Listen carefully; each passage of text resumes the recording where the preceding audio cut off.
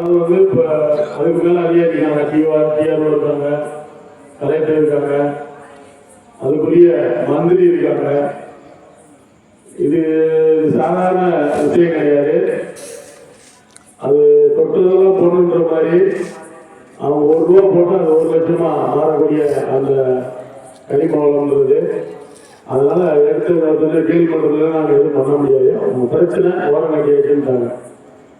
இது நம்ம தொடர்ந்து கொடுக்கக்கூடிய அழுத்தத்துல தான் வந்து நீங்க வந்து பிரச்சனையே கொடுக்க முடியாதுன்னு சொல்லி நம்மளுடைய போராட்டத்தினுடைய வாயிலாக அதை வந்து அவங்க கருத்துக்கு கொண்டு போக முடியும்.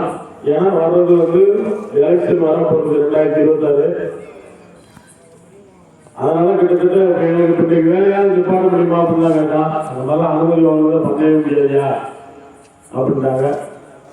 அப்படின்னு சொல்லியிருக்காங்க. அதனால நம்ம சும்மா இருந்ததுக்கு இப்போ வாய் திறந்து நம்ம பேசி நம்ம ஊர்ல போராட்டம் வந்து தொடர்ந்துகிட்டே இருக்குன்னு சொல்லிட்டோம். இது முடிவு இல்லாமல் நாங்கள் வந்து போராட்டத்தை வந்து எங்க ஊர்ல வந்து நிப்பாட்ட மாட்டோம் அப்படின்ட்டோம்.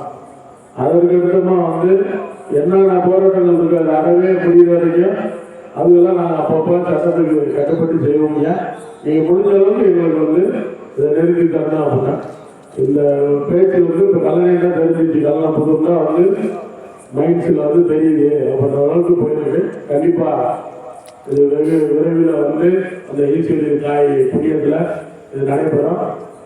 நம்ம போராட்டம் வந்து எப்பயும் போல நம்ம அந்த மாதிரி இந்த கட்சி ஆதரிக்கிறாங்களா நம்ம கிராமம் ஒரு திருவிழா போய் அவங்களுக்கு ஆதரவு தெரிவிக்கணும். அப்போ தொடர்ந்து இந்த மக்கள் வந்து விழிப்புணர்வே இருக்காங்க அப்படின்றத நம்ம காமிச்சிக்கிட்டே இருந்தால்தான். சில நேரத்துக்கு திருவிழாவும் 2 நாள் ஊரில் இருக்கலாம். அப்படி எப்படி நம்ம மறந்துக்கிட்டே போனோம்னா இந்த போராட்டம் வந்து மங்கிடும்.